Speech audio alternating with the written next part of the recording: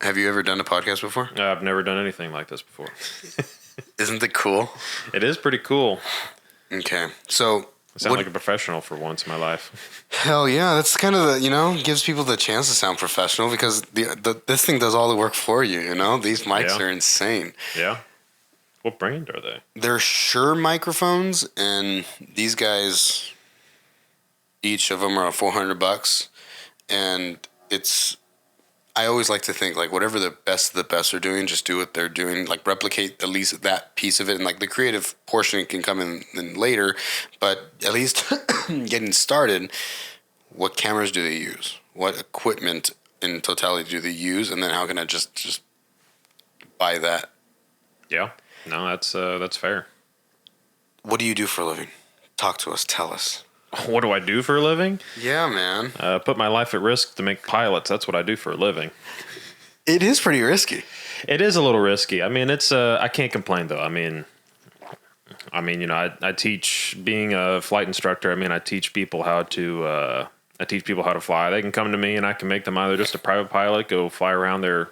Got one guy who bought a Cirrus and he's just takes his family down to Gulf Shores or Florida, wherever he wants to go.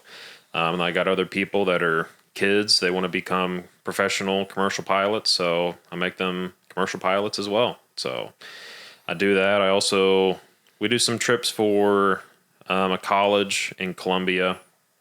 Fly around the like basketball players and coaches and stuff like that. Fly them to games, or fly around prospective players that they want to wine and dine and be like, hey, come join our college football team. So they just kind of we fly them around a little bit too. So, but about 90% of everything I do, I teach people how to fly, and it's a wonderful thing to be able to fly. It's foreign. Yeah. Yeah, it's foreign. I mean, you have what we say is you have the best corner office in the world. I mean, your office is the sky. You get to fly above the clouds and see the most beautiful sunsets. And it's also a great challenge. I mean, problem solving is probably one of the most important skills to have. I mean, you have to, you'll be given you're going on a long flight and sometimes, it's just easy. And other times you have a thunderstorm in front of you and it's like, well, can't fly through that. So now what we're going to do? And you have hundreds of different options at your disposal, and through experience and through knowledge, you kind of have to develop good problem solving skills and to be like, okay, well, we're going to do this, X, Y, or Z, and kind of come to a conclusion on which one is the best. In what scenario do you ever like go under a storm? Like, can you like just decrease altitude? You can. It depends on the strength of it. So if it's like you're from Texas, right? Yeah. You probably have experienced, those nasty, gnarly thunderstorms. Don't want to go underneath those because you're going to get thrown and jostled all around in hail and tornadoes and stuff like that. So, I mean, generally you try to go behind it. You'll even see like even the large commercial airliners. I mean, you either go behind it or you go far above it. The stuff that I fly at the moment, we can't get above it, but the airliners, they normally can. If it's a small one, kind of like a rain shower, you can go underneath it, but you're going to be in for a pretty bumpy ride. How high are we talking? Like, how high do you have to go? A small size would be about 20,000 feet. Commercial airliners will cruise at about 35,000, but then thunderstorms can get up to 50 to 60,000 feet, up all the way through the stratosphere. So then you go around. And then you go around. Otherwise, it is not a fun time. So, and that's just one of the many, many problems or challenges that we face. Traffic, unruly passengers, sick passengers, a wider range of problems up there. And, it's thankfully, throughout the aviation history in the United States, it's become very safe, but it's through a lot of trial and error as well. How often do you have to deal with not so great passengers? Thankfully, flying very small planes, not too often. I've had to deal with a couple of sick passengers, or I should say students, but, thankfully just turn right back around and land. sick because of the height?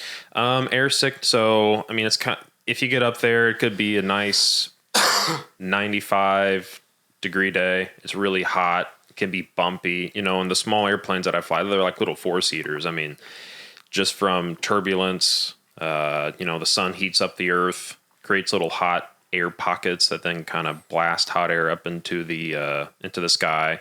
Nothing dangerous, but it just bumps people around. When you're kind of up, and then also when you're up there in the sky, you're looking outside. Just a very different perspective that people have maybe never had before. So their brain is just kind of getting jostled around. So the sight picture is different, getting bumped around. It could be hot. They could be, sweating and getting dehydrated and may not even know it. So nothing serious, but, it can cause nausea, stuff like that. So I've had a couple people just have to turn back around real quick before they throw up in the plane.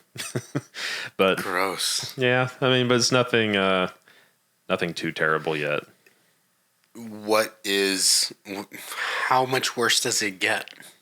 Do you have like stories of other individuals like unruly passengers that will make it difficult to do your job safely? Yeah, thankfully I have not had this happen to me yet. But when you're teaching the airliners, they have their own kind of issues with passengers that like either screaming, no, I'm not going to put on a mask, or no, I'm not going to sit in the seat, just kind of being stupid. But then thankfully they have, they just sit there, the police come on board, they remove them from the airplane. That's about the worst. And, the pilots generally don't have to deal with that one-on-one. Yeah. As an instructor, I'm teaching people who have possibly never even been in a plane before, and they have their hands on the controls. And, you're coming down to land, and I've had this happen before, but thankfully nothing drastic happened, but they get scared because you're coming towards the ground. You feel like you're kind of falling out of the air,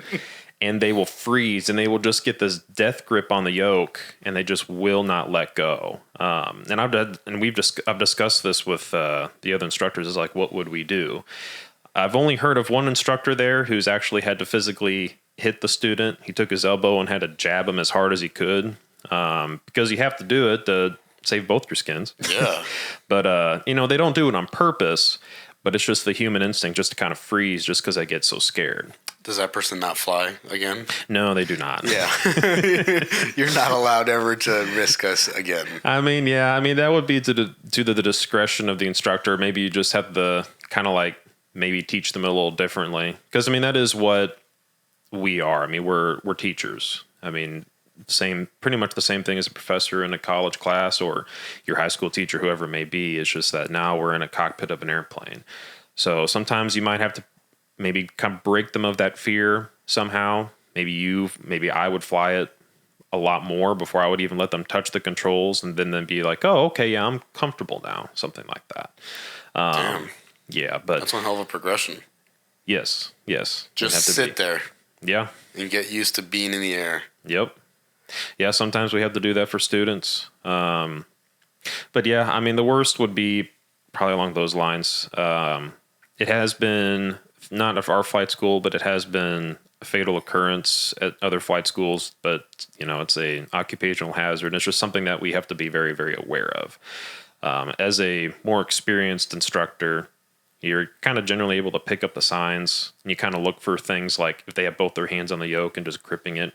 It's like, let's probably tell them to let off it for a moment. So, while you're getting your driver's test, you have like a brake on, or the teacher has a brake on their end. Yes. Is that the same thing that you guys have access to, or are all the controls in the hands of the pilot?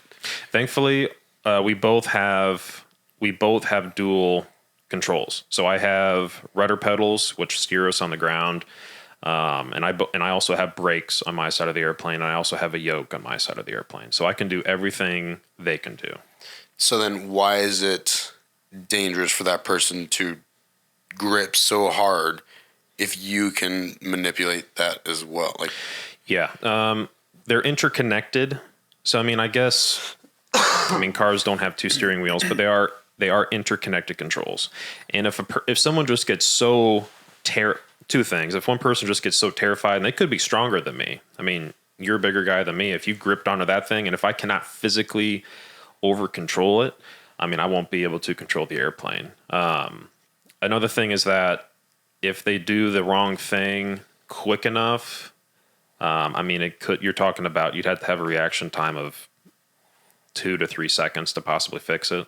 I mean, if you're like, I've heard, there was a young female instructor, I think it happened last year. She was taking off with a student, and they assumed that the student just on takeoff took the yoke and just yanked it back. And we're talking about an 18-year-old girl who's the instructor, and she's you had to now overpower, could be a guy like you that had to now shove it back down. You just could not possibly have the physical ability to do so. Gentlemen, if you are looking for the cleanest and most professional barber studio in your area, you need to look at goldstarbarberstudio.com. These guys offer the best cuts I have ever had, from fades to having my beard work done. These guys also offer designs if you like designs. I have absolutely enjoyed my experience with Gold Star Barber Studio. Every man needs a good barber. And ladies, they offer services for women as well. I get my eyebrows done there with Harley.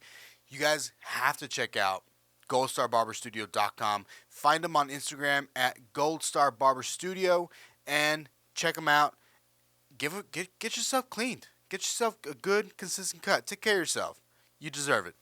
If you live in the Rio Grande Valley area and you have a roof over your head, then you know how expensive it can get to get quality furniture at a decent price. So, go and visit Max Fine Furniture, and they're going to offer you 20% off so long as you go to their Facebook page and type out #traditions.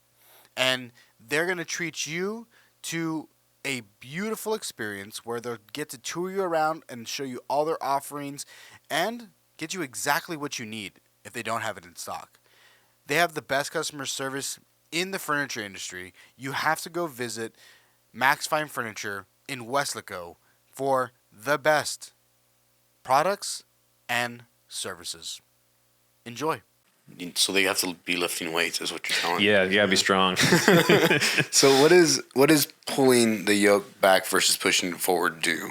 It pitches the aircraft either up or down. So if you're in straight and level flight, if I take that yoke and I push it down, it physically will push the aircraft nose down, and vice versa. You pull back, it will lift the airplane, and the nose will pitch up. How do you know at what point to begin your lift, and what is that progression like whenever you are on a liftoff? So we have, it depends on the airplane you're flying, but majority of them have a rotation speed. So for instance, in the Piper Warrior that I fly, the rotation speed is about 65 knots. So we have an airspeed indicator, and that's telling you how much wind is flowing over the wings. Because airplanes fly from, the wind goes above and underneath the wing, creates lift. So when you have enough wind going over and under the wing, the airplane is now capable to take off. So once the airspeed indicator would get to 60, 65 knots, you would then it's a very small movement if you do it right. Just a couple inches back and the aircraft nose will come up, and then the nose wheel will come off the ground, and then after about 2 to 3 seconds, the mains will come up, and then it will just glide up into the air. I'm trying to think of a good way to... It's kind of hard to correlate it with anything if you have never done it before. Are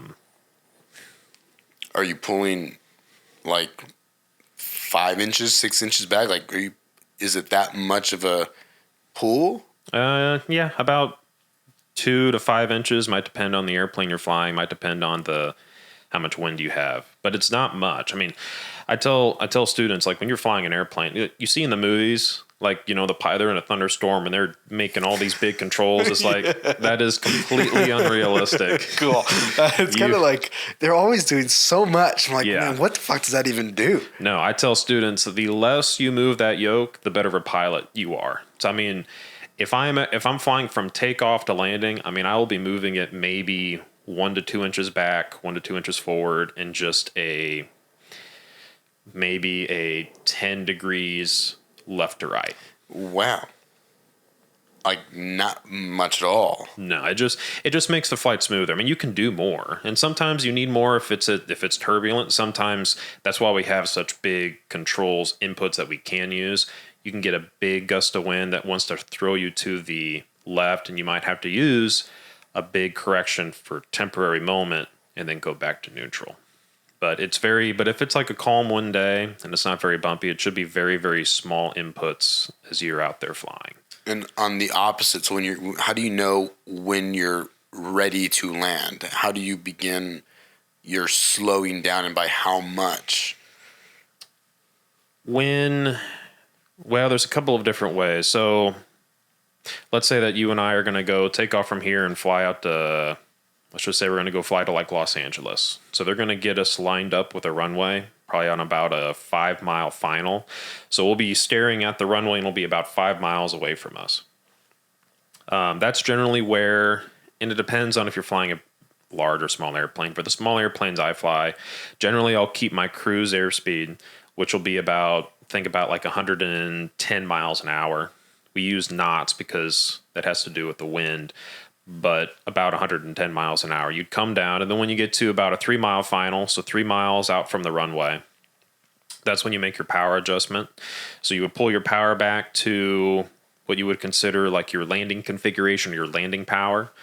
Is that set per airplane that you're flying? It's set per airplane. It also depends on wind. It depends on temperature. It depends on altitude. So like landing here in Las Vegas, if its engines perform worse, the hotter it is, and the higher you are. So Las Vegas sits at a higher elevation, and Las Vegas is obviously very, very hot. So your engine is not performing as well. So I might have to use, instead of like the 1700 RPM I would normally pull it back, I may have to leave it up at 2000 that day. And you just do that based on, the jets, they kind of have like a computer that will tell you where to set it. But the airplanes I fly, you just kind of have to do it by feel. So if I pull my power back to 17 and I'm looking down at the runway, there's a couple different reasons or ways you can determine if you're high or low. So they have 4 lights next to the runway, and they're angled to where you'll see different colors. And if you see 4 red lights, that means you're too low. And if you see 4 white lights, that means you're too high. But there's this nice little area in between where you'll see 2 white and 2 red, and that means what we call you would be on glide path, or the glide path. That's about a 3-degree angle that will bring you all the way down to the runway, to where you're not screaming down at the runway, and you're also not like hovering right over the city coming towards it. You say 3 or 30? 3. 3 degrees. 3 degrees, yes. Cool. Okay. I just wanted to. I was like, 3 seems. It's small, but yeah, that's standard across anywhere you go and land in. That's what when the jets come in. It doesn't seem like much, but you don't want to be coming screaming down at the ground, at a steep angle coming down. Yeah, 30 doesn't. Yeah, you'd be screaming towards the ground. Yeah, that makes a lot more sense. Yeah. You picture that plane. Yeah, no, we're too low. Yeah, too low, too fast. You'd be too low, and you'd be screaming towards the runway. You'd have some unhappy passengers in the back. What does it feel like? Are you ever moving at that kind of degree ever? 30 degrees would be very, very dramatic.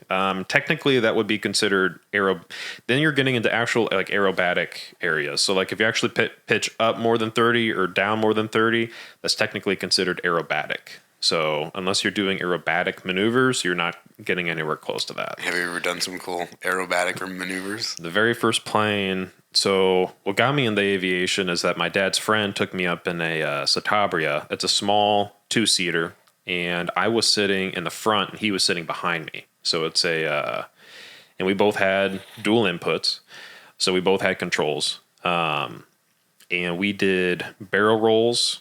We did backflips. The coolest thing, what we did is he took a roll of toilet paper and he threw it out the window.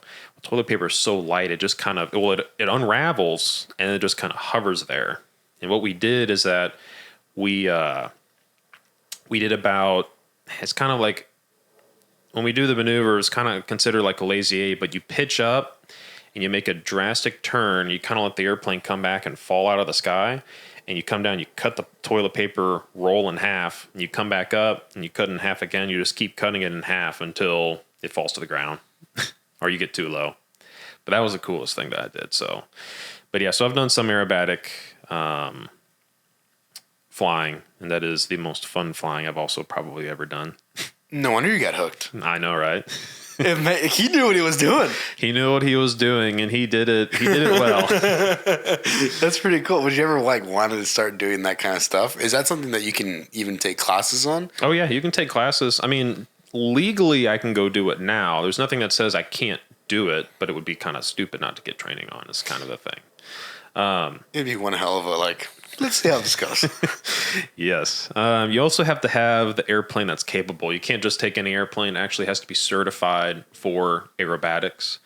So I would have to find the plane. But no, it is something that I want to do. One day I want to buy an airplane, and I don't want it to be aerobatic. Just something small, something that could do that kind of stuff. The only thing that I've done recently that's even compared... it's kind of in the same ballpark. They don't do aerobatics, but they're called STOL airplanes, short takeoff and landing. Right now, it's been a Zenith, and they're actually built by the people that own them. So they're home built airplanes. So they buy a kit, and it's just an airplane in pieces, and then they put it together. They put an engine in it, and then you fly it. That sounds trustworthy. You got it. Well, yeah, you want to know the builder. Do you know any builders? Yeah, I have 2 students right now that I'm training in. They're Zeniths, but what those specialize in is that the short takeoff and landing is like, have you ever seen the bush pilots like up in Alaska with those big wheels and those little planes that just kind of land on gravel barges or back in the wilderness? Maybe if I saw a picture, but I don't think so. Maybe in the way, if it's like the one in Wolverine where it's like, probably not.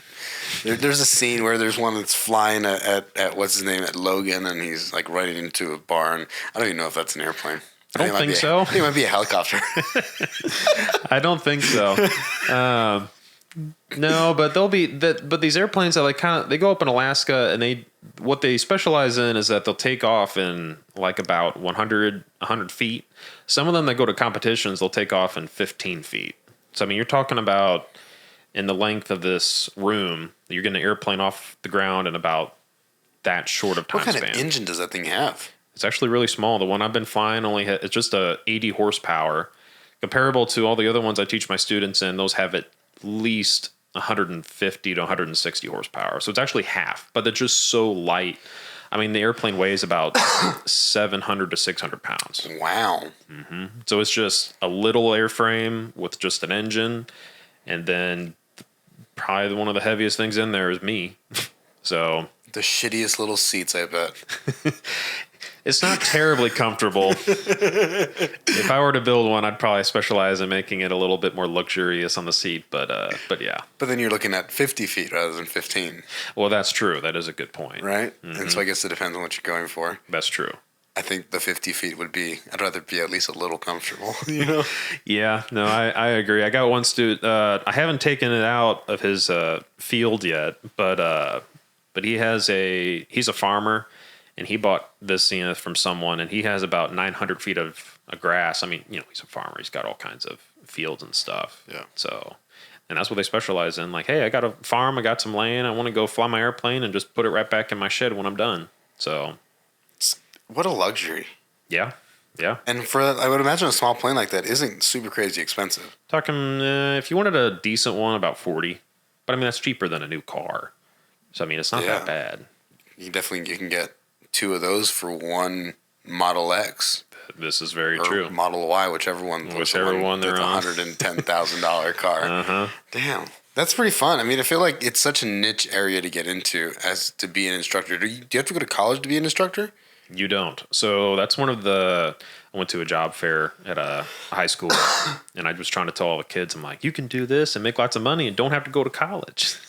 No debt. Yeah. Yeah. Well, then that's also true. No. So how you get your license. So if you wanted to become an instructor, first you need to get your private license. So all that means is that, hey, I can go fly an airplane and fly around some people. You can't get paid. And that's about the biggest limitation. But you can go take your friends up and go fly, go buy an airplane and go fly around, do whatever you want to do. So what you do is that, like, for instance, you would come to me at the airport I work at and you say, hey, I want to become a pilot. And I would say, okay, well, I am now your teacher or your instructor. So it's just you and me. I would get you your training minimums, which to fly an airplane, you only need 40 hours in the aircraft.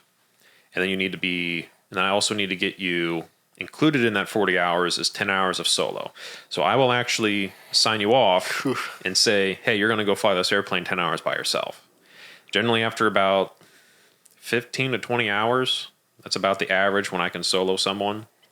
So it doesn't take very long that you're at least able to take off and land the airplane. It's pretty wild. It is pretty wild. It's a little scary. It is a little scary, but it's also very expensive, so you can't fly it for a couple 100 hours. So how long does it take? Like, what's an average outing? Is one outing 1 hour, or is 1 hour a long session? About an hour. An hour will be a little short. I'd say about an hour and a half. Okay. But with all the taxiing and the stuff on the ground, yeah, you're in the air for about an hour. So do you involve a solo, all the stuff behind and after the actual in-air time, you count towards your solo time? If you're ever by yourself, you include in the solo time. And then everything else with me is just like total time. So I meant like whatever however long it takes to taxi. Okay. Oh, are you including all of like the maintenance, the checks, all of that is included in my flying time? That is correct. Yes. That's kind of cool. Yeah. Yeah. So like if you're ever, because as soon as that engine turns on, your flight time, your time that you can put in your logbook, whenever the engine is on, you can log that in your logbook. And how much does it cost to do my private? I guess it would vary depending on the location, but yeah, it depends on the location. A good like this will be enough money is you're talking about between 12 and 15,000. Which is a little chunk of change. Yeah, it's a good little chunk of change. So then after you get your private, you then get your instrument. So as a private pilot, you can't fly into clouds, you can't fly into fog. You have pretty strict weather limitations. Which is a big deal when you're in the air. It is a big deal. Can't go very many places. Yeah. So that's why I tell people, it's like if you're going to become a pilot and if you actually want to go do things, you need to get your instrument. Unless you're just going to like fly locally around the area and just kind of like look at your house or something. You need your instrument license. Cool. So then in order to get that, you then need another 40 hours on top of that. Okay. So then when you're flying, you actually put on these goggles that actually haze out the side of your vision. So you're only able to see your instruments. So then you just fly the airplane by your instruments and you shoot. Gnarly. So they're called approaches. So like cloudy over never happened, but cloudy over Las Vegas, and an airplane's coming down. You either use GPSs, and they triangulate your position and tell you exactly where you are, and they'll tell you where to fly to make sure you don't hit a tower or hit the ground, and then that will bring you down to about 200 feet above the runway. So it gets you really close to the ground, or there's other ground-based equipment that use radio frequencies, that shoot out radio frequencies, and they tell you either to go up, down, left, or right, and they also will bring you down to the runway, about which 200 is feet. The better or more reliable option? That's up for debate. So the ground-based one is called an ILS. Now, if you ever get on an airliner, that's what they're using. They're using ILSs to come down to the runway, but that's just kind of been the industry standard, but GPS technology has gotten so good. And if you have the more advanced GPS unit, which we call WAAS, Wide Augmentation Area System, your phone does not have that, but your phone I think it gets you to about 15 meters. The WAAS capability is down, I believe, to at least at least 5 meters. So I mean, it can tell that. Hot damn. Yeah, so it can tell that you can tell exactly where you are within 5 meters anywhere on Earth. So That's kind of insane accuracy. it is very, very good accuracy. So they're both, and then the ILS, like I said, it uses the radio frequencies. It is it's been around for decades. It's proven to be reliable. So I teach students, use both. It might depend on the weather. So ILS will generally get you lower to the ground. But let's say the clouds are not quite that low. I'll generally do the GPS because it is a ground-based equipment. If someone's out there and takes a sledgehammer and busts a cable or something, I may not know it until it's too late. But a GPS outage, a lot less likely to happen. And if it does happen, I'd probably know fairly quickly because everyone else would lose it as well. There's bigger problems. Yeah, There's bigger problems. Yeah, that's a whole different thing. Are there different? Does every airplane have both? Not every airplane. Most of them have the ILS capability because the WAS technology with the GPS is newer technology. So generally when people, if they have money, they'll generally get both. Both seems like a safe option. Yeah, it is a safe option. You always want to back up. Yeah, it makes me feel comfortable. I worry if the power went out on my plane, is that a thing? Could my power go out and then therefore my GPS go out? Yes. So I was on a flight with a student under the what we consider IFR rules. So I was getting her instrument license. So I was shooting those approaches, and there was clouds around the area, and we lost our alternator. So the alternator, of course, powers the battery. So we had about 30 minutes left. Now, thankfully, we landed before it went out. But if it had gone out, it depends on the airplane you're flying. In that airplane, we would have lost pretty much everything. So it would have been there. Now, the engine will not quit. The engine is independent of the battery, unlike your car. Yeah, so they run on magnetos. So they're almost... Magnetos, cool word. Yeah. Huh. They're like little generators. And as that propeller is spinning, it charges, the magnetos charge, and they create spark with the spark plugs. So that engine is independent of the battery once it gets started. That's fun. Uh-huh. But if you were to lose your battery in the air, in the clouds, that is a very, very bad situation. That's what we consider an emergency. And you would try to get out of the clouds as soon as possible, which is what you would, pretty much your only option. How long do you have until you need to land? Like you said, 30 minutes? Until you would lose your your GPS and all that stuff. That's just a rule of thumb. Okay. Some will last longer, some will last maybe less, but that's just a rule of thumb. And then after that, once again, the engine runs independently of the battery source. It would then just depend on how much fuel you have left. And then hoping that you can land well enough with just your eyes? Yeah. So then you would try to go to... So IFR is like cloud flying. VFR, visual flight rules, would be considered, like you said, flying with your eyes. So I don't need anything inside that cockpit to fly that airplane. Of course, it's nice to have, but you don't need it. So theoretically, if we lost our GPS and stuff, we would also lose our radios and everything. I would just look outside, try to find if there's a hole in the clouds, I'll find the hole and get below the clouds and just try to find an airport. We have on our phones, we have an app called ForeFlight. And if I just pull up my phone, it will tell me exactly where I am anywhere on Earth. And it will tell me actually how fast I'm going. And it will tell me the nearest airport. So I would actually just resort to my phone or my iPad. But if I didn't have that, once again, you just look outside.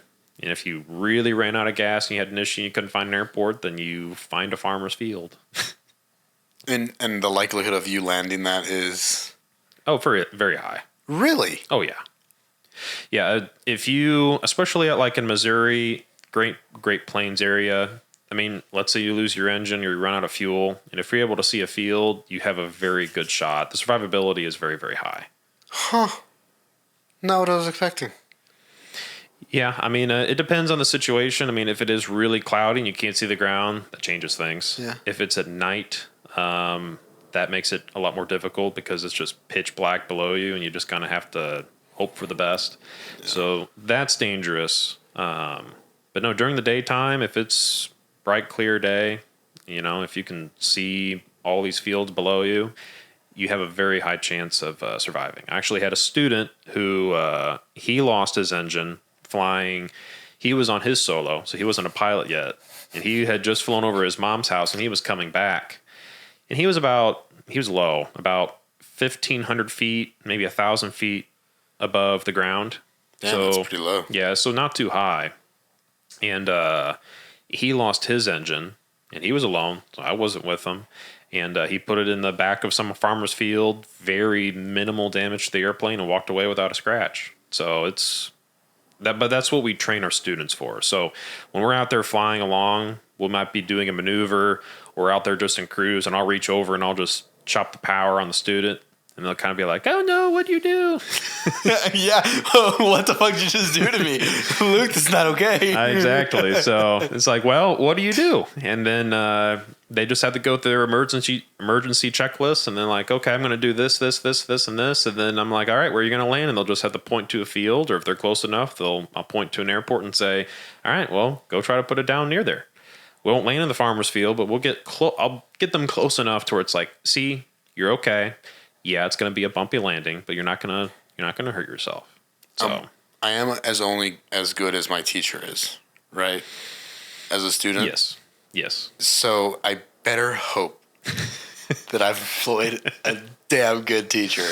Yes. Otherwise, I mean, I get into that situation when I'm solo, and it's not okay. I'm still in training and I'm solo. And oh yeah.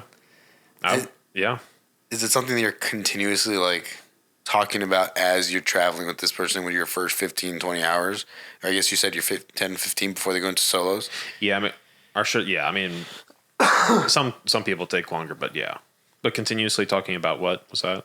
To check your emergencies, to like going through the routine of if this does happen, then this is what we're doing. It's not like we're just going to talk about it 1, 2, 3 times. No, yeah, I talk about it to them. That is the greatest emphasis that we put on students. So flying an airplane, taking off, I mean, learning how to land, that's a learning curve. It takes a little bit, but taking off and flying it somewhere and then coming back, that is fairly easy. So when I go up there with students, I'm generally like, okay, well, I'm going to pretend that you're on fire, or you've lost your engine, or you've lost your radios. Now what are you going to do? Because you can't talk to anybody. Oh, you've lost your GPS. How are you going to get home? Or how are you going to get to another airport? It's all problem solving. And every day is different. So it's not like, oh, here is the one answer that will be the solution every single time. That's not how it is. That's fun. So that's part of the reason why I like it so much, just because it's like every single day is different. Every single landing is different. Like that's a kind of a light bulb that goes off with a lot of students when they finally understand how to land an airplane. They're like, this is different every time, because they're trying to do it the same every time. Be like, okay, there's one way to do this. And it's like, no, it's different every single time you do it. No 2 landings are the same. No 2 emergencies are the same. So that's why we continuously do it with students, to be like, okay, what are you going to do in this situation, and try to make them think about it in the back of their minds all the time. I mean, when I'm flying, especially with like professional pilots, I was coming back on a trip with a guy from Athens, Georgia. And I mean, we're flying over the Appalachian Mountains, and it's pretty bad. It's low level clouds around there.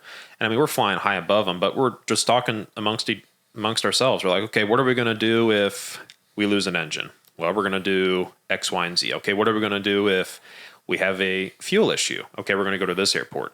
Well, what if the headwind gets a little bit too strong and we don't have enough fuel to make it to St. Louis? We had contingency plans all set out just in case if it did happen. It's like, all right, here's the contingency plan we came up with. We're going to do this. And like when you fly on an airliner or stuff like that, I mean, they will do the same stuff all the time as well. It's just constantly in the back of your mind, you're talking about that and just thinking about that. And especially when you get in a crew, it's also very important teamwork skills, because when you get into a crewed environment, like coming back from that pilot from Athens. Now you had to come up with a plan together and work out these issues together. Now it's not just, oh, I'm figuring it out on my own. Now it's okay. Now we got to bring both of our experience and knowledge together and see what's the best plan of action. So, wow. Yeah, That's kind of fun. I mean, it both forces you to be very present, but at the same time, constantly having this Rolodex of. I mean, it probably sounds more simple. I'm thinking about it. I'm like, well, yeah, that's fucking life, Ben. But it's you're constantly having to remember all the stressful, like you can be stressed, I guess, but the Rolodex of problem solving skills and all the different routes, while at the same time just making sure you're present very much so in that moment. Otherwise, if you get too caught up in the Rolodex and you kind of just lose sight of, if you go through that repetition, this is the way I always land planes, and you're gonna miss something. Yes. And the opposite is true if you're only looking at the what's in front of you, like, oh, all things are nice, but then forget about all the other contingencies, then something bad does happen and you don't have that time or that plan there. Mm-hmm. What a balance. Yeah, no, that's true. And it's, that's part of the charm of it. It's part of the challenge, because it takes away, it makes you cannot be complacent, which, is kind of a fun, exciting thing. But at the same time, if you do become complacent, then it becomes dangerous, So double-edged sword. Can't be lazy. You are forced. It's like it's like squatting without. And this is the way I want to it back to the closest thing that I can. It's like squatting without any supports or any spotters. Yeah. You better. Better know what you're doing, and you better be able to put it back up. Otherwise, you're coming down. Yeah, you run the risk of injury, and you guys are running the risk of death. Yeah. That's the first thing you said. I risk my life teaching people how to be in the air. It's no truer words have been spoken on the podcast. Yeah, I mean, I wish, and it's not to sound. It's funny. So one of the instructors there, he tells, I talk to the airport manager at Jeff City all the time about aviation accidents and stuff. Because one of the things on how we learn to be better pilots is, okay, let's look at what this guy on purpose or on accident, or maybe he thought he knew he was, maybe he took the option that he thought was the best.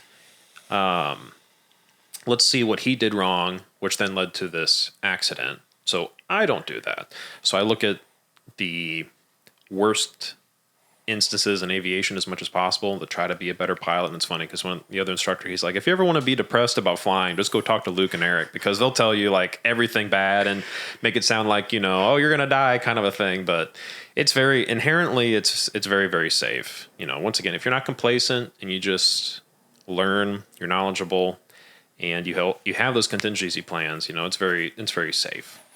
There are, I don't know how significant the statistic is, and you probably know it better than I do, but there are fewer airplane accidents or crashes than there are car crashes. There are a lot more there's a lot more cars, right, than there are airplanes flying in the sky.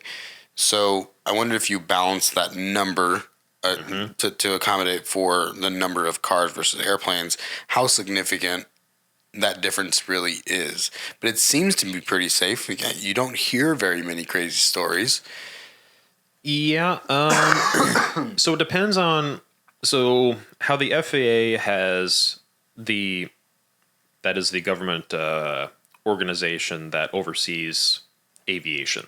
How they kind of cut aviation into two spectrums, either airliners. So if you go get on American or Delta or whatever it is, then you have general aviation.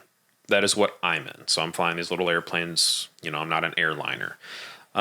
If you get on an airliner, and they've done it, like you were saying, they've taken per plane versus per car, and to fly, one of the safest places you can be is on an airliner. I think they've had in the United States airliners, I think they've had one fatality like the past 12 or 10 years. And I believe that was because, and it was, sad, but there was just one because I think there was a structural issue with an airplane. And I think somebody, due to loss of cabin pressure, suffocated. But still, one fatality over 10 years with all these. I mean, just stand out near Las Vegas airport, and it's just plane after plane after plane. Those are full of hundreds of people. And that's going on all over this country every single day. I mean, millions of people fly a year. So, and just for one person to die in 10 years because on an airplane, pretty good.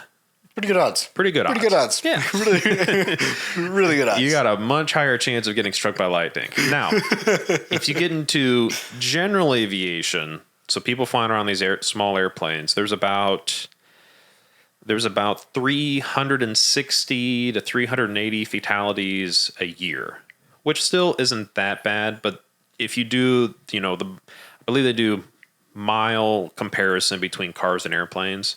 I think it's about the same risk as like riding a motorcycle. So is it super extraordinarily dangerous? No. But is it like the safest mode of transportation? Not quite. Also no. Right. But majority of fatalities in aviation just result from like over 80% from pilot error. It's not from mechanical. It's not due to unforeseen circumstances. It's the pilot making errors. The pilot either not taking enough fuel, which is actually the highest cause of accidents. Really? It's just them running out of Trying gas. to skimp out on gas. Yes. Gas is expensive. Yes, it is expensive. So, if you just have enough training, if you just have enough fuel, you've already made yourself much safer because that's the leading cause of accidents in aviation. And then you have things like weather. I mean, and sometimes there are issues or problems which you just cannot solve, and there's also that in there as well. But overall, I think if you're a good pilot, it is safer than driving, in my opinion. Have you had any close calls? I don't know. I might force them. My brain might force me to forget them. I'm not. Yeah, it's also to keep on going up there, you kind of have to forget them to an extent, right? No, not too bad. I mean, I've been very fortunate. I don't consider I've had any close calls. There have been a couple of oh shit moments, like getting a little too close to an airplane. I had a guy almost cut me off and got, I think, within like 400 feet of me. But so what is that like? If I was on the road, if I was in a lane, what does 400 feet look like? Like in comparison, right? I understand that 400 feet is going to seem much further, right? Right, but is that like a car? Is that like right next to me? I see.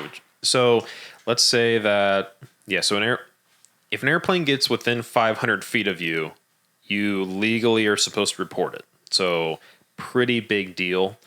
That's a mandatory reporting. So for a guy to get like 400 feet, that'd be a guy probably edging into your lane, probably within a couple inches of nicking you. So and very, very close in the world of the sky. And why? What was the reason? Was there a reason? There was not a reason. It was just someone doing stupid shit. Just not paying attention. That's pretty much the gist of it. But once again, training kicks in.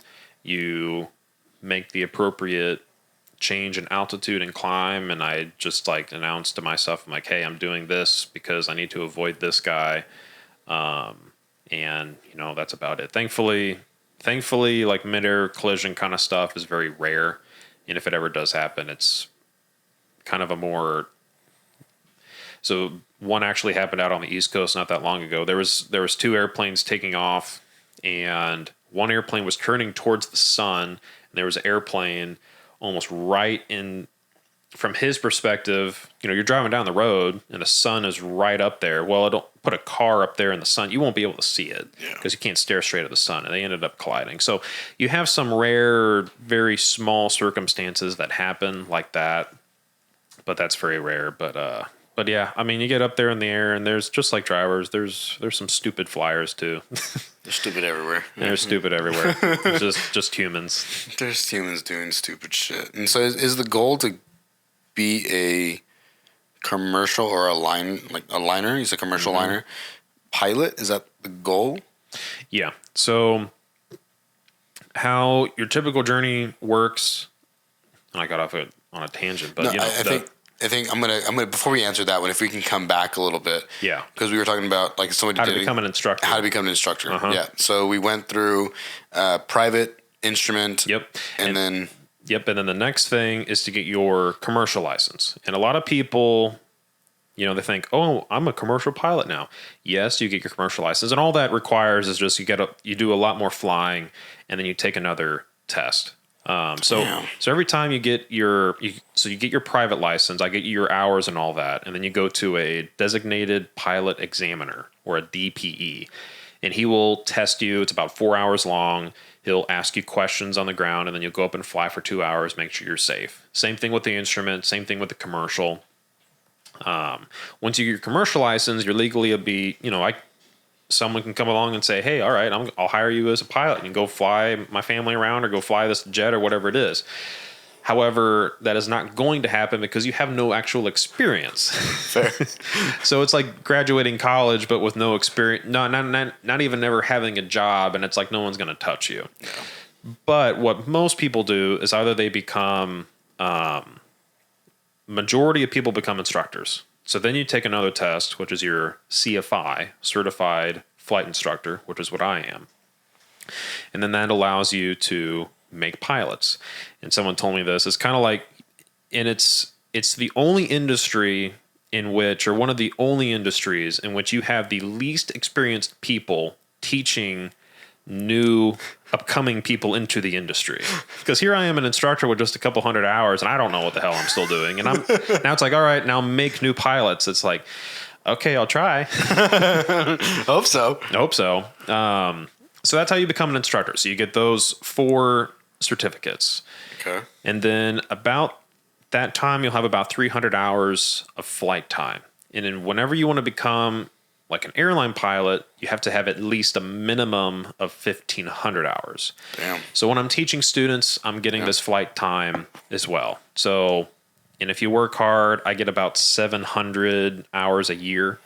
So 2 years, I can then go work at a regional airline, so one of the smaller ones, which is what I'm working towards right now. Nice. So are these tests getting progressively more expensive? Or are they pretty much the same? If we're looking at, I think you said 15,000 or so for the private. Yeah. Was that right? Yes. So we're looking for 15,000. Is it getting more expensive as you get on to these new schools, or is it looking about the same or less? For each new rating you're getting? Correct. It's about, so your private costs about 15. Your instrument, you don't need quite as many hours, so you're looking at about 10. And then your commercial, so when you get your private instrument, you'll have about, let's say about 90 hours. Then to get your commercial, you need at least 250 hours. So that's where a big chunk, and that's just you paying out of pocket. Damn. So then you're talking about, to get through all those 3 ratings, I think I added it up, and a good estimate would be about 65,000. But then you become an instructor, then at least you can start making money. And do you get to charge your own rate, or is it a rate that's set by the FAA or that specific school? Yeah. I can do. The FAA has no say in how much I charge. Okay. The school that I work for, they charge the student a set amount, which is like $70. And then depending on my experience, they then give me a cut of that. So like when you first, for instance, the school that I work at, you start at $25 an hour. Then if you become a certified flight instructor instrument, so I can then teach people their instruments, you then get $30 an hour. Then when you get your MEI, so I teach people in multi-engineer planes, you then make $35 an hour. So that's about the ballpark you're looking at. Sounds like a lot of money, but if there's a thunderstorm out there, if it's snowing or if it's raining, you don't get paid.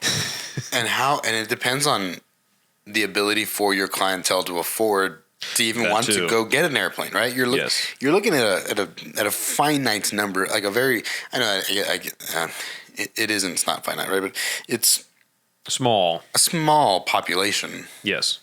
Yeah, I mean, less than 1% of the population are pilots.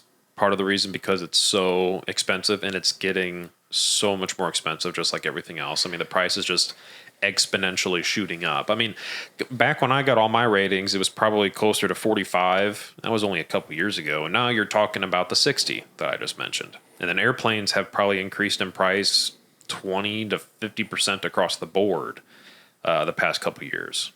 And gas. And gas has also increased even more. So yeah, and Rough. and then so that plus parts plus everything, it's just keep getting more and more and more and more expensive. So if I don't own the plane, do I still need to help maintain the planes, or is that a job for the school or the the instructing facility? Thankfully, that is a job for the flight school. So when the school is charging you, so they'll charge you my rate, so whatever it costs for me to be there with you, plus the rental. So for instance, let's say it's $150 an hour for this airplane. It also depends on the school, but most schools that also does include gas. So that includes gas. You don't have to worry about the maintenance. You don't have to worry about insurance. You just give them that money, and then you just get to fly the airplane. That's not terrible as a somebody who's trying to get their, I guess. No, because it's still you would pay that money if you're trying to get your private license. Yes, exactly. Yeah. So okay. Yeah, so you're paying that money if you're ever sitting in an airplane or if you're ever sitting down with me. That money is, you have to pay that out of pocket. So, and that's in the industry right now. And you'll ask any pilot, and they will tell you the exact same thing. There is a massive pilot shortage due to that reason. American Airlines and all the major airlines are already estimating that within 2 to 3 years that they're going to be thousands of pilots short because there just isn't enough people becoming pilots. And the demand is just drastically outweighing the supply. I just kind of walked you through getting all these ratings, getting all these hours, and doing all this stuff. That takes years to accomplish. It's not like you can go take a 6-week course and now all of a sudden you're a pilot. You can go fly for someone. Thankfully. That'd be nice. Or thankfully, yeah, not so nice for the passengers. Nice for the guy flying the plane, maybe. Exactly. Yeah. Exactly. So there's a massive shortage in the aviation industry right now of pilots, and just like what you were discussing, I mean, the cost is going up so much, and then another thing is, in order to become a pilot, professional commercial pilot, you need a medical. So you go to a actual FAA medical doctor, and they say if you are fit to fly an airplane or not. And some of another controversial thing, the government is slow to do anything. So they have these old rules on, if you have any sort of depression or anxiety, or if you're on anxiety medication or depression medication, you are pretty much almost instantly ruled out and you're not going to become it. Or you have to pay thousands of dollars to go to a psychiatrist and psychologist because they don't want you to, I guess back in the day, they suspected, all right, well, if you have anxiety, we don't want you in an airplane.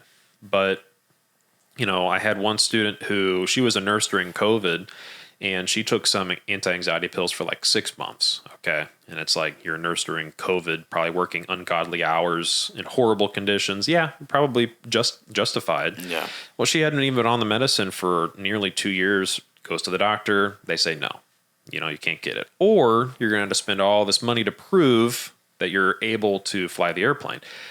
But people, that's okay. Well, now you're going to spend thousands of dollars to hope you get it. And that process still could take years. It makes me a little upset because then the person who hears it that's interested in getting into the industry that maybe has already been on medication for X amount of years but can live and is doing normal things as a normal person and is able to manage their stuff with their medication is going to be less likely to want to join the field. It's like, well, now I have to say that I'm not, either lie or, and I don't know how, they're going to pull medical records, I assume. So you can't really, lying can get you so far, right? But then you get to that point where it's like, I'm fine. Mm-hmm. Like, it should be okay. Like, Yeah. Everything's costing more. People have anxiety. It's okay. God damn it. I know. Well, and that's the thing. That's why I just think, and I think the rules and the regulations will catch up to it one day. But once again, to get people to put a pen to paper and change things, it's just going to take years to fix it. And I think so. You have high cost. You have more people that are diagnosed with either anxiety or depression, and now with that combined, now less people can become pilots medically and financially. So it's just become a very difficult thing for people to get into the industry. Sadly, something's got to break at some point, right? I mean, yes. Either prices of flying is going to be that much more expensive, and it will become a much more of a luxury than it already is, or the schools will let up. But then, if it becomes less expensive to fly, I mean, you're talking about multiple factors. You're talking about the individual trying to make enough money to live off an instructor's salary, the gas prices, which there really is almost no control over, right? As a pilot or for a person trying to become a pilot, and then the school's operating costs, the maintenance, the tools. Yep. I mean, something's not gonna. This is not okay. yeah, you're right, and that's what people are saying. That's why it's like, you know, like you just said, you know, something has to break eventually. Now, what that is, I wish I could say. I mean, thankfully, and some of the companies, some of the airlines are actually starting to work with schools, being like, hey, we'll sponsor people, we'll pay for their flight training if they say they'll come work for us afterwards. And like even to a student, they're like, yeah, that's cool because I get a guaranteed job. Yeah. So that has started. There's a little bit more of that happening. And there are other flight schools out there. There's a flight school called ATP. What they do is they specialize in you go there and you become a commercial instructor within about 8 months. So that's like a really, really fast track. You don't hold a job. You don't do anything. You're literally there 6 days a week for like 8 months. Damn. And they will provide you a loan. You know, it costs a lot of money, costs an arm and a leg. However, you know, once you get out on the other side, I would tell a lot of people, it's like, is it expensive? Yes. However, after you get your first job, 3 years after that, you're not even going to think twice about how much you paid, because the airlines right now are just paying stupid money for new pilots. I mean, the past 2 years, all of the regionals have doubled their pay. The major airlines doubled. The major airlines have increased their pay 20 to 50% plus big bonuses and all that stuff, just because they can't get people. So they are incentivizing people financially to come. But still, there's a long lag to where, okay, well now, let's say you have an 18-year-old who wants to become a pilot. He still needs to pay that training out of his pocket. And he doesn't just have 60 grand laying around unless he has wealthy parents or can go to a bank and get that much money. But it's just difficult for people to do that, especially since flight schools like mine, we're not a university where you can go to the government and get like a college loan. It doesn't work like that. You can't get college loans to pay for your flight training. Now you can go to an actual college like UND or to a college that has an aviation program. You can get loans through that. So there are opportunities for people to go, but some people that are a little bit older, maybe already went to college like myself. I had already gone through college. I didn't really want to go through college again. Yeah. So once again, I had to, you know, it's paying it out of pocket kind of a thing. At one point, and I think it would make financial sense as well, the airline, Delta American, have their own school. Yeah, I've thought about that too. I think right now they're sponsoring it. I don't know though if they have ideas on to make their own school. I feel like that would be the best thing for them to do, because I mean, then you kind of get the control how your pilots will be trained, and you get the kind of control the people that are teaching your pilots. And then once they get through, all right, here's a guy that we have molded the perfect pilot that we want for our company, and now we're going to give him a job, and now he flies for us. So I agree. And then when he's done, he can have a place to retire. And if he just wants to instruct, then he has a place to go and instruct. Exactly. Yeah. And then and if you can get loans for it and have the students on a loan, just like they would go to like any either technical school or college, and then do their 2, 3, 4 year stint, but a practical stint, and then American or Delta or whatever that airline is has a guaranteed number. They know how many people they're going to have as pilots in their next round of retirees and incoming pilots. Yep, you're absolutely correct. And it seems like a good solution. Of course, another thing about aviation is that it is a very, very, what's the word I'm trying to look for? But it comes and goes very, very quickly. So during COVID-19, no one was flying. They were flying planes empty just because they had to fly them. Because the government gave the airlines money. They're in the part of the bargaining process. One of the rules is that the airlines would still fly their airplanes because they had to still pay their people.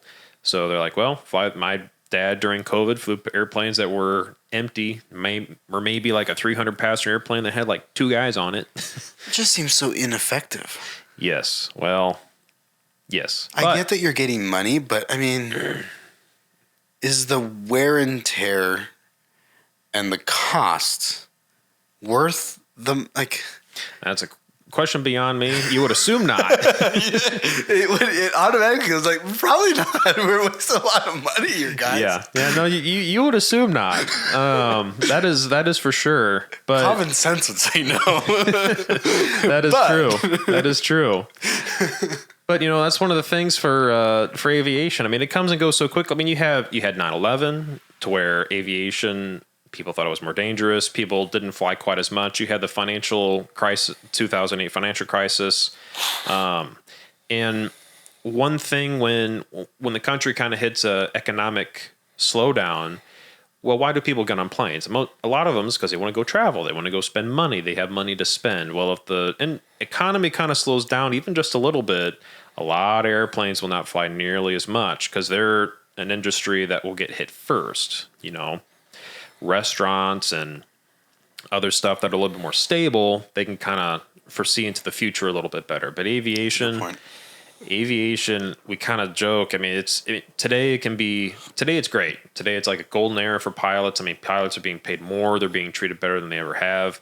But tomorrow, another lockdown could happen, or another financial crisis, and all the airplanes are stopping again, and all of a sudden everyone gets laid off tomorrow. So it comes and goes in waves. I mean, my dad, he's been in the aviation industry for 30 years, and he's been furloughed and laid off 3 times. I mean, but he worked for TWA way back in the day. Well, they went bankrupt, got bought up by American. He got laid off shortly after. So the industry is very, very sporadic, and you just never quite know what's going to happen. So my assumption would be, airlines probably don't want to put a bunch of money into a school that tomorrow could be worthless. Fair. So, damn, what a problem! What a weird industry. Yes, it's a very, very unique. Once again, less than 1% of the population are pilots. Very, very niche market. I mean, another thing is that people don't realize how many airports there are across this country. Almost every single small town has an airport.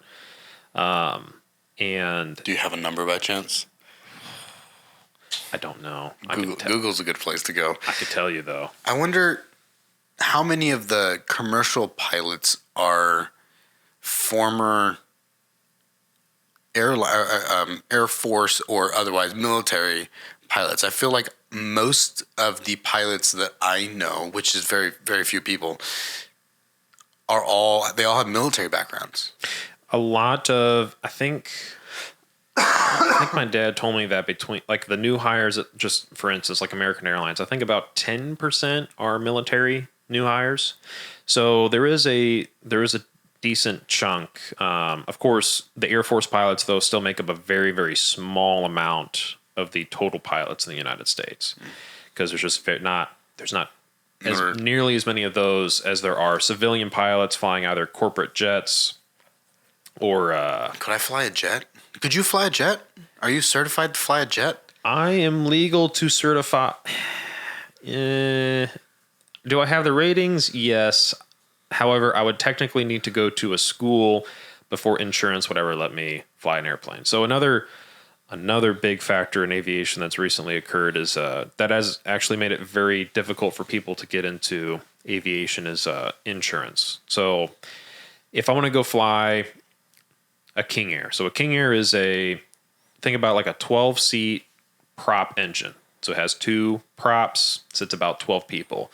The FAA says I can legally get in that airplane, go take off and fly it, and carry people and get paid. However, the insurance has kind of thrown a wrench in the industry in the past 2 to 3 years where they say, well, if you want to fly it, you need to have 500 hours in that airplane before we let you go fly it. And that's a real number for those airplanes. And it's like, well, how do you get those hours if every insurance company in the country says you need 500 hours? How do you do that? Well, you either buy one, that's impossible, because then you won't even get insurance to fly it yourself. Or, and this is what I do, I mean, you find another pilot that has those hours, and he flies them, and you go sit in the seat next to him, and you sit there for 500 hours getting that time. What the fuck? Yes, and a lot of that is it depends on where you're at, but a lot of it's unpaid, because if I don't have to be there, who wants to pay me to sit there and just click a button and talk on the radio or press some buttons on a GPS? So it is volunteer. It's pretty much volunteer. Damn. Now, it's worth a lot of money to me in hours because it's invaluable, but I tell people my landlord will not accept King Air hours for me to pay my rent, so God, that just seems so unfair. Yes, and that's not okay. So can I go fly a large jet? Yes, I can, but will insurance let me? Hell no. I think it makes sense that the insurance company, who I understand is conscious about money, and the FAA, who is conscious about the pilot, right, have the same requirements. Yeah, or at least similar. Yeah. Or something that makes sense, like counting hours of practice. I don't know, like having somebody else sit next to you as you fly that plane. Yes. Right? Like have designated individuals or places that you could go and learn these things. But it's just like, good luck. That's what they say. But still pay us our insurance money, please. Thank you. Yeah. Oh, yeah. Then of course that costs more and more every single year. So, I mean, it's an issue that's another issue that the industry is currently facing, and it's gotten really, really bad. I think partially probably because of COVID, or not COVID specifically, but after COVID, so many things got so expensive. If a guy just simply pops a tire on that King Air, the insurance company's like crying because of how much it's going to be. Or if you just nick a prop or just something, it costs so much more. So they're like, well, we only want the best of the best people in that airplane to make sure that they won't damage it. Now, makes sense. But once again, if it's that many hours, it's like that. It's difficult for us to get that. So then those companies are really facing a shortage on finding pilots, because it's like, I want you to fly this King Air, but you need 500 hours. Well, how do I get that? I don't know, kind of a thing. Same thing with some of these jets. Now, the airlines don't struggle with that because they are under a different subsect of rules, and I think they also kind of self-insure themselves. I mean, they're just so big, have so much money. They have more professional training. They don't have to worry about that as much. But some of these smaller corporate stuff, and there's a lot of them. I mean, there's a lot of corporate jets out there, a lot of King Airs and a lot of turboprop airplanes. They're struggling right now to try to find pilots. I mean, the place I fly at, a lot of the guys that are flying those King Airs are getting above, pretty much a lot of them are over 60 years old.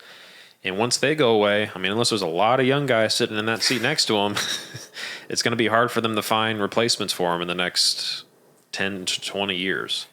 I would assume that's where most of the consistent money would be outside of commercial, right? Commercial is like, it does have these fluctuations. People aren't traveling and stuff, but for business, for oil and gas, these guys are moving constantly. So if I'm in Houston and can fly a King Air or something, and shit, like I looked at, I just for funsies a little bit, I wanted to see how much it was going to cost to get a private jet from Vegas to College Station and back. Yeah. I was like, why not? I mean, Yep. making some okay money. Yeah. Can't be that crazy, right? Yeah. $30,000 for the smallest plane. Fuck. For the smallest jet. I don't know what it was, but I couldn't tell. But I was like, God. Sounds about right. Damn. Like, and she's like, we're going to have to stop over here and get gas because it's too small of a plane for that large of a leg, yeah. It's like, it's only 3 hours. How expensive is this bitch? It was crazy. But then imagine how much I would imagine that pilot is getting paid a good pretty penny of that 30,000. Yeah, I mean, well, once and it's a double-edged sword for like what I was saying. Like, you need so many hours in an airplane because if you have that experience, now you can charge more because you're so rare. I mean, you're looking at it's hard to put a price tag on it, but let's say that you're hired for a company that does that full time. I mean, you're looking at minimum 65 a year, and that'd probably be like your first year starting there, and then with a little bit more experience, 90 a year. So I mean, you get pretty good pay, and then what we call like sometimes pilots will just do day rates. So they're just like, hey, if you want to fly, pilot for hire. So like, hey, I want to fly for you just one day. I'll just do one trip for you. That could be $700-800 a day, and it could be a 2-hour trip or an 8-hour trip, whatever it is. So it's pretty good money. I feel like I would pay a lot more than $700 to $800. Like, that seems pretty inexpensive Compared to the actual plane? I think for the luxury of what a private jet would offer, a private plane would offer me, to not have to work, like drive and park and go and deal with people and fuck, like $700-800. I mean, I get that that's for the individual, right? You're not. Right. It's not on top of the. But I feel like I don't know. Y'all should get paid more. Like you told me 95, and I'm like, that's a lot of time. Yeah. That you guys have put in. Yeah. I mean, it should be at least at like starting at 6 figures. I would assume if I'm paying $30,000, the maintenance on that jet isn't $2,900 or $2,900, $29,000. Sorry, right, $29,000. Like, is it like the money goes to that private company just for the fact that they offer the service? Like, that just seems insane. Yeah, well, and that's why that is like the bottom of the barrel. That is like the bare minimum. Like, if I were to go start the next day, something like that, that's what I'd be charging, or what I would probably make. But when you start to get into like the airlines and stuff like that, I mean, then you're looking at the 6-figure starting range. And moving on up from that. But the smaller corporate stuff, I mean, yeah, their maintenance, the insurance and all that stuff that they have to pay out of just from one guy flying an airplane, it can cost them a tremendous amount of money. Really? Oh, that yeah. much? It can cost a lot of money. I mean, if one little thing goes wrong, I mean, those planes, not to say they break down in the sky, but they'll just have little issues here or there. Then you got to send it into a shop. You might have to fly it to a shop. Then you have to pay all that gas to get it there. Then it can be sitting in that hangar. Now you got to pay the fleet of mechanics. They're going to be working on it. Order parts overnight because you don't want it sitting there and wait for 10 to 12 business days for the part to arrive. So you're paying all this money. So I mean, the maintenance I think is one of the biggest costs for them, because it can be incredibly expensive.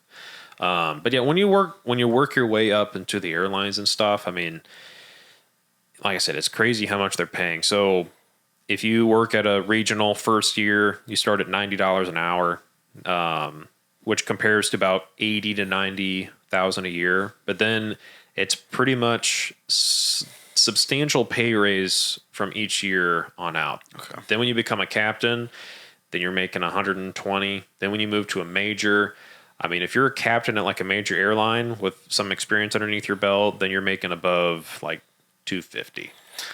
So it pays off in the long run. Okay, yeah.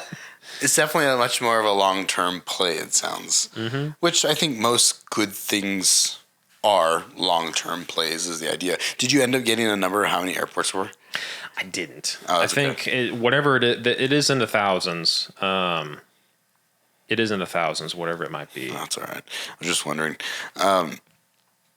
So now you I think we got all the way through from instructor to now you're 20,000.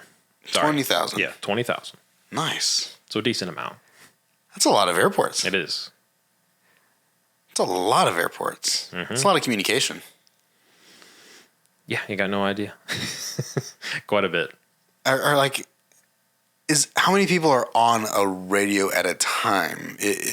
Are you I guess everybody's communicating with one hub, or you guys are other people communicating in the air? Yeah. So for instance, let's say that I'm going to take off out of Las Vegas International. So it's cut up into several different ways. So first I would contact the ground. So Las Vegas ground. So they control all the taxiways and how to get me to the beginning of the runway. Then when I'm ready to take off, I would contact the tower. And then from tower, I then take off, and then I would contact departure. So departure will control the airplanes getting from the lower altitudes. And then when I get to a higher altitude, they'll then send me over to like a center that controls the higher altitudes. And then as I'm flying, I'll be changed over to different centers as I'm flying. So they have it broken up into altitudes and into sectors on the map. So there is a fleet of controllers out there controlling all of this. Would you ever do that job? If for some reason I couldn't be a pilot, I have considered it. If I lose my leg or, I don't know, lose my eyes, maybe.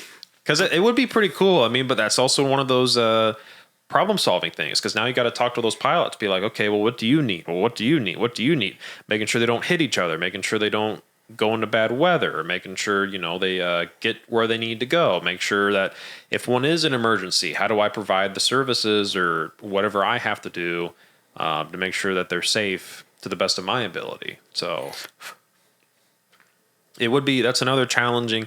They have, I don't know, I honestly think their job might be more stressful, because I've heard some of those guys, I mean, they'll be talking to over 30 planes at one time. No, and I'm sorry. And I don't think I don't know. I'm good. Talk to one guy, you can deal with the 30 other people. Yeah, exactly.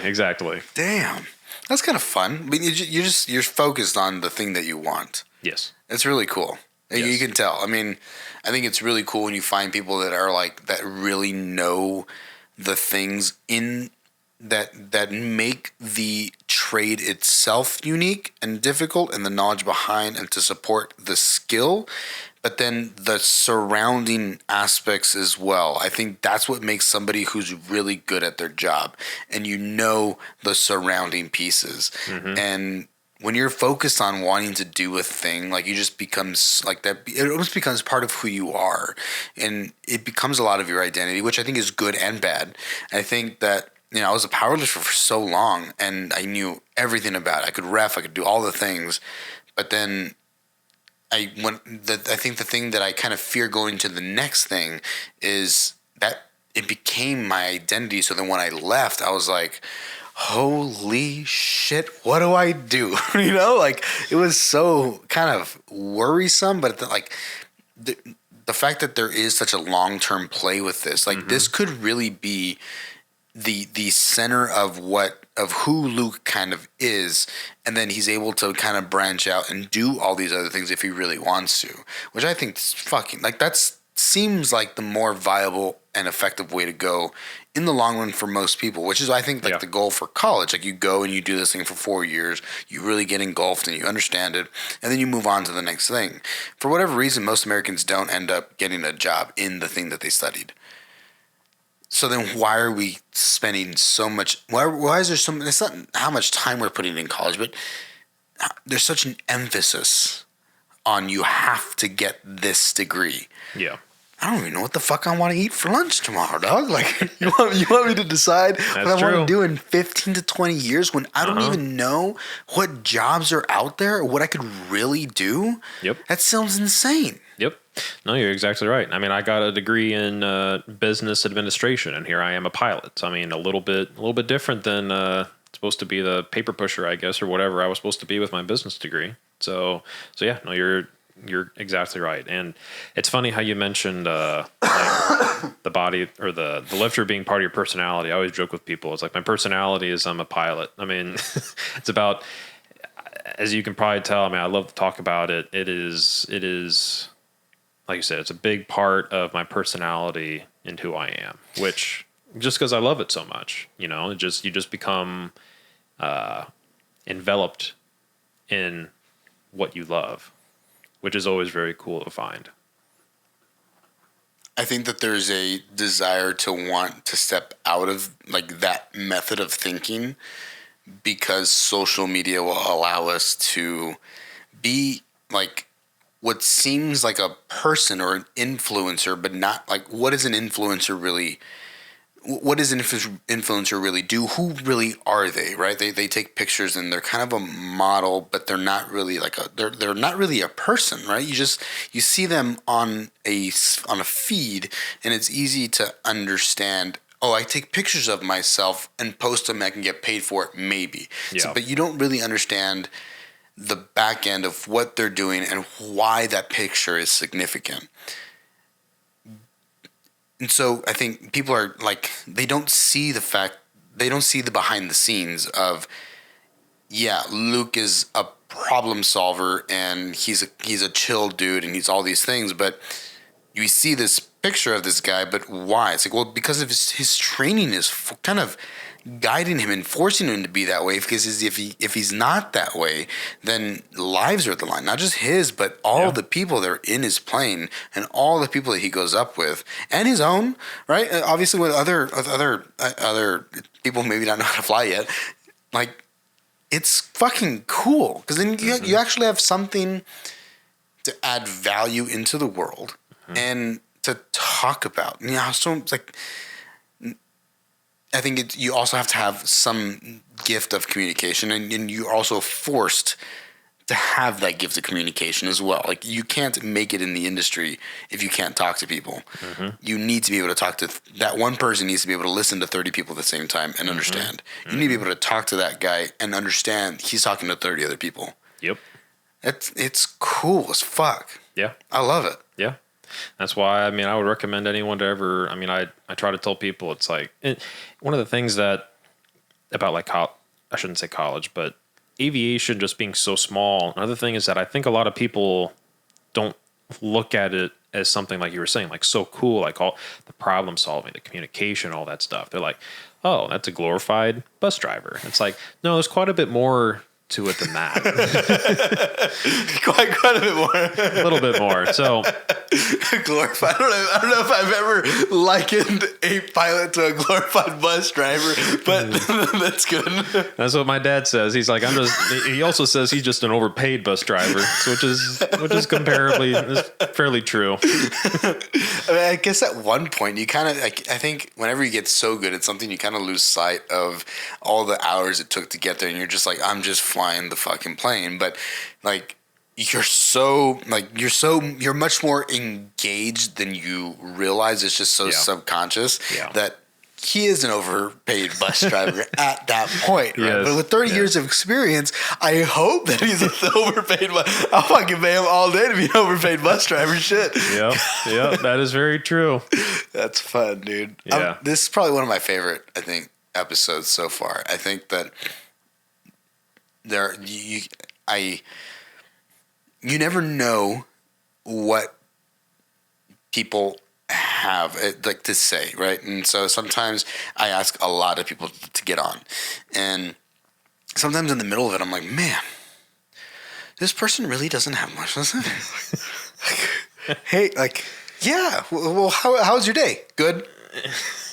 I'm glad I had something, because sometimes I'm like that. But when you ask me about aviation, I'll talk for hours and hours and hours and hours and hours on end. And I think that once aviation becomes that foundation, I think it's the same in business. And what everyone keeps on telling, it's like you find a niche, you find this thing, and then you can like deviate off that thing, because now once you have such an understanding of that, the skill, then you have to have these interpersonal inner workings that you're working on. It might be communication, and then how you may have struggled. I think a cool story was, I forgot what book it was in, but I'm sure it was everywhere at some point, was it was, I think, in Japan.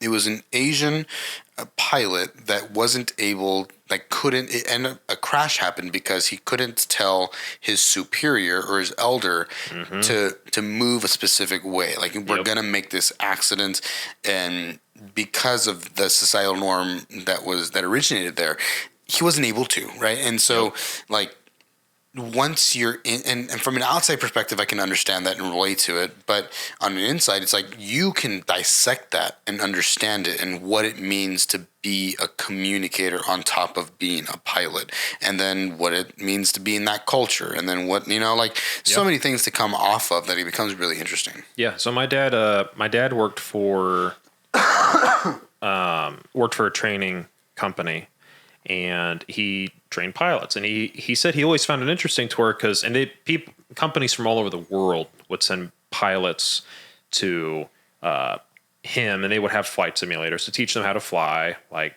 737s or whatever it might have been. And he did say that it was interesting, and I know exactly which accident you're talking about.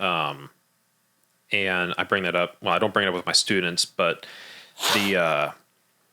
but he said he found it interesting because, like you said, for these people from these other cultures, and either the Japanese, Chinese, or even sometimes like in the Middle Eastern areas, like you said, you don't question your elder. It is something that you do not do. Now, here in the United States, you question them all day long. You're a rebellious teenager. It's part of the culture, is what you do. And yeah, I mean, it was because it was a very, very experienced pilot. And I don't remember if he put in the wrong fix or if he didn't have the power setting properly. But yeah, they ended up crashing into the side of a mountain. Yeah. And like you said, the first officer apparently was aware of it, but he was not wanting to question his superior.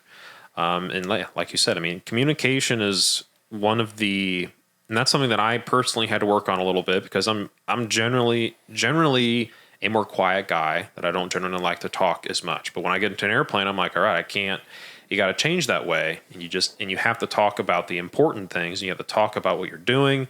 I mean, I tell students, like, if you want to be a good pilot, another thing, like I was telling you about how small corrections and stuff. I mean, if you want to be a good pilot, every time that I do something, I say it out loud. I'm like, okay, even if I'm by myself, I do it. I'm pulling the power to this setting. I'm going to do this. I'm adding a flap here. All right, I'm turning base. All right, I don't see anybody. All right, here's the runway. I've been cleared to use it, et cetera, et cetera, et cetera. I mean, communication is insurmountably important to what we do. And like you said, like with a business and with many aspects of life,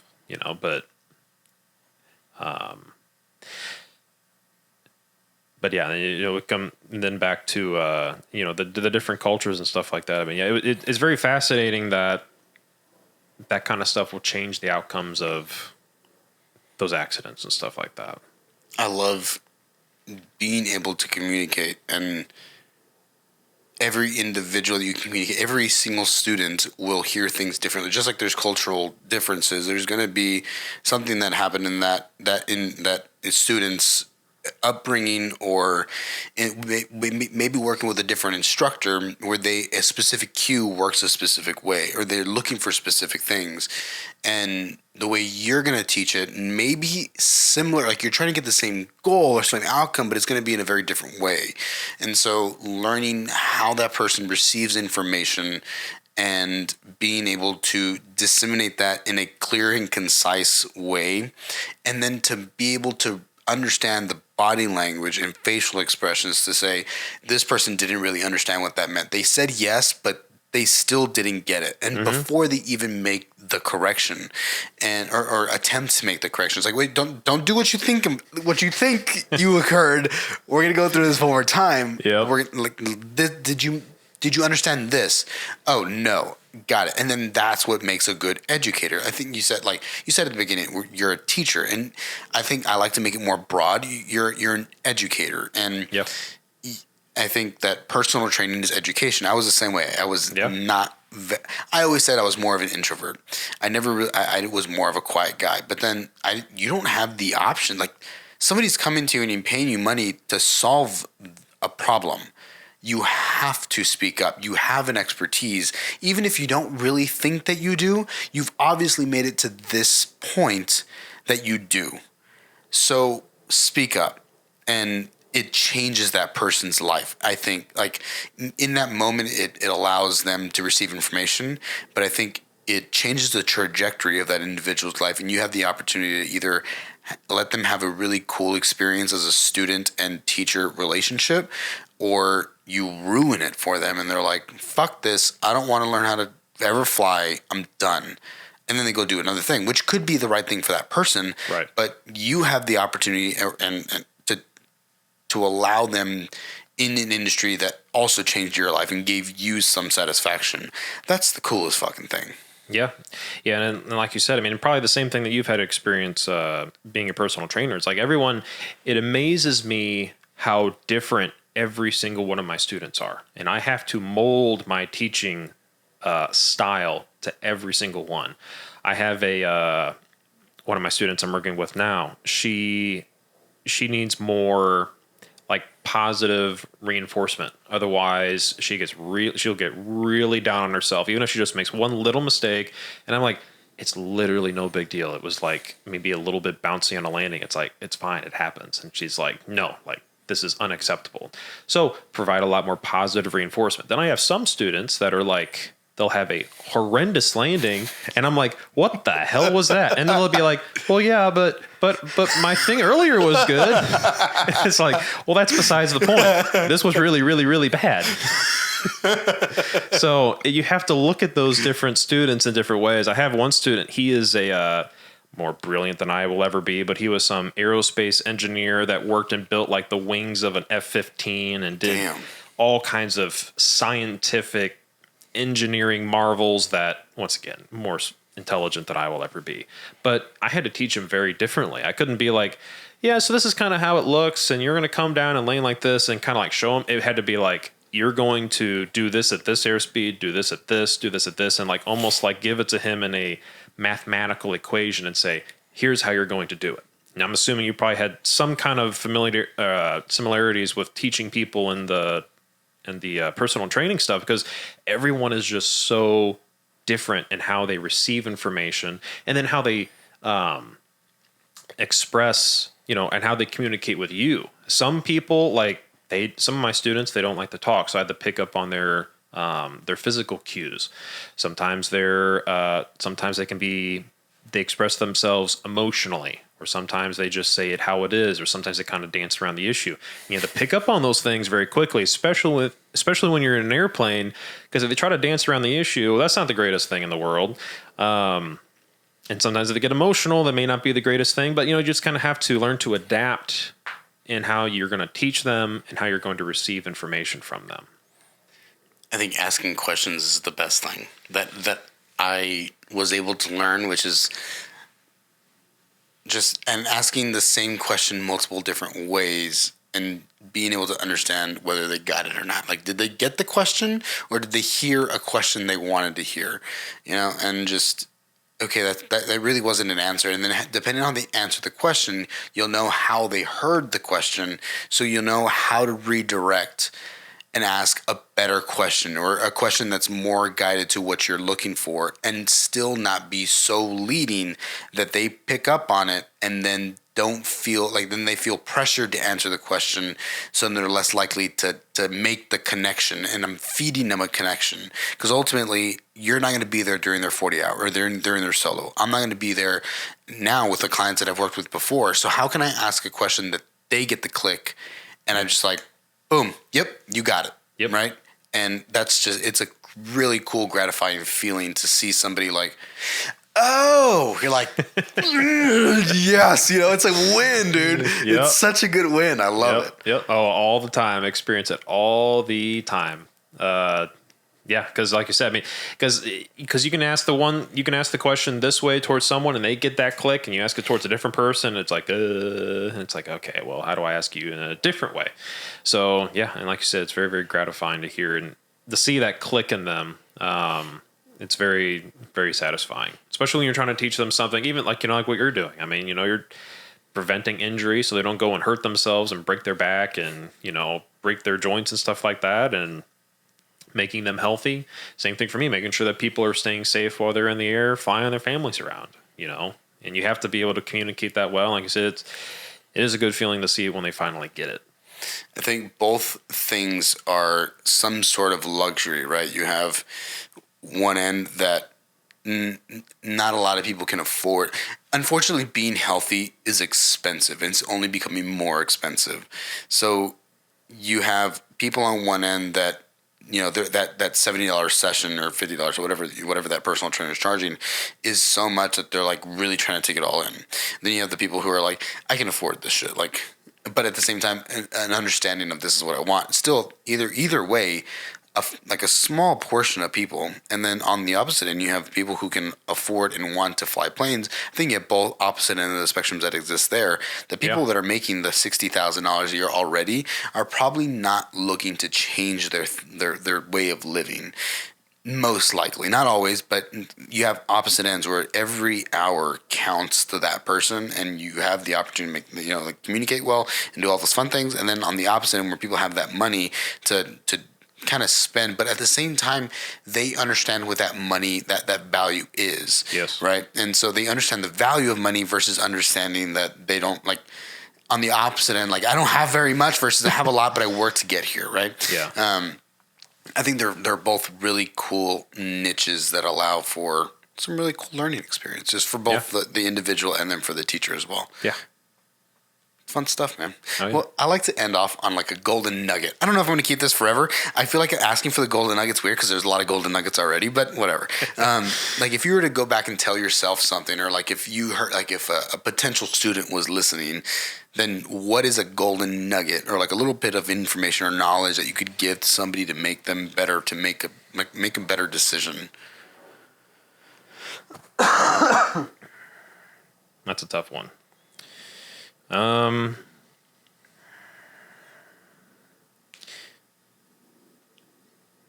stealing this from another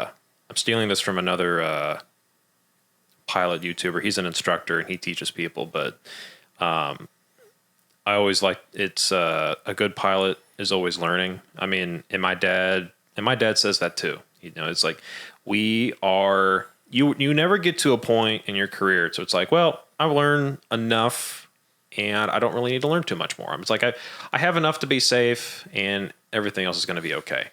There is still so much more for me to learn. There's still so much more for my students to learn. And the more I learn, the more actually sometimes inadequate I feel as an instructor, because I'm like, there's still so much more I need to teach you. It's like, you can pass the test, but there's still so much more I want to teach you.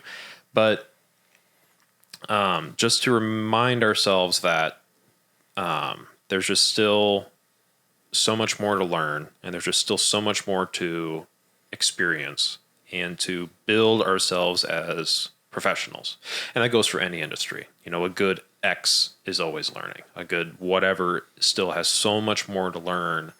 There is I forgot what it's called, but there's like a graph where it shows you that, you get into an industry, you kind of get to a point where you're like, oh man, I'm really good. And then you actually start to learn, and then it starts to go down, your confidence, and like, oh man, I know shit.